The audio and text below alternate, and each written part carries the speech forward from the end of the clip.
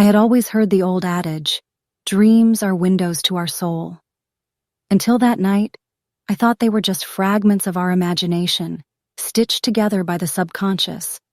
But the dream I had, it was more than just a dream. It began in a place that was both familiar and strange. The walls were tall and made of an opaque glass that slightly distorted the view outside. Through the misty panes, I could see tall skeletal trees swaying under a moon that was too big and too bright. The silence was so thick, it felt like a physical presence. Suddenly, the ground trembled beneath me. Gentle at first, then violent, as if the earth itself was protesting. As quickly as it started, it stopped. But now, in the center of the room stood a vintage, ornate mirror. It wasn't there before. Drawn towards it, I stepped closer. My reflection stared back, but the eyes, they weren't mine. They were pitch black, void of emotion or life. Frozen in place, I watched as my reflection slowly reached out from the mirror. Fingers turned to a hand, and then an arm, reaching for me. I tried to move, to scream, but my body wouldn't obey. The reflection's cold fingers were inches from my face when a cacophony of whispers erupted around the room. The voices were familiar but distant.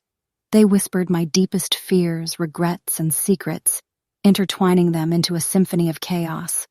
The ground trembled again, more violently this time, and the mirror shattered, sending shards flying everywhere.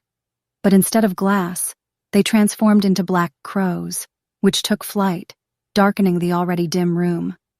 The birds circled overhead, their sharp eyes watching me intently.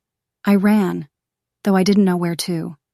The room seemed to stretch indefinitely, the walls moving away from me as I approached them. I felt trapped, desperate. Suddenly, a door appeared in one of the walls.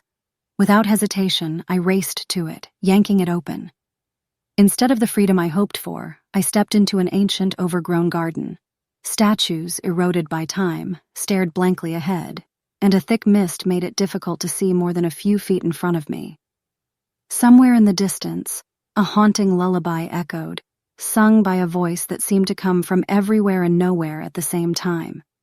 Trying to find the source of the music, I followed a cobblestone path. The statues watched as I passed, their stone faces contorting into expressions of sorrow and anger. The air grew colder, the mist denser. Suddenly, from the fog, a figure emerged. A young girl in a tattered white dress, her dark hair covering her face.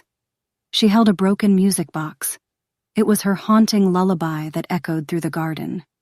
Frozen in place, I watched as she slowly raised her head. Her face was pale and her eyes, like the reflection in the mirror, were pitch black.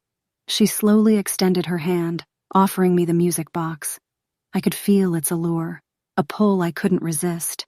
As my fingers touched the box, the garden around me began to decay rapidly. The statues crumbled, the flowers withered, and the trees turned skeletal. The girl's laughter echoed eerily as she faded into the mist.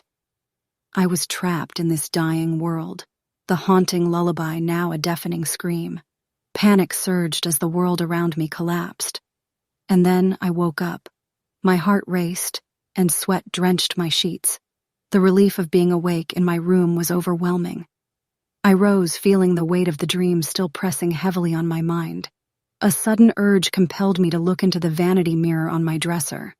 What stared back at me was my reflection, but the eyes, they weren't mine. They were pitch black, void of emotion or life, just like in the dream. A cold shiver ran down my spine as a familiar, haunting lullaby began to play faintly in the distance.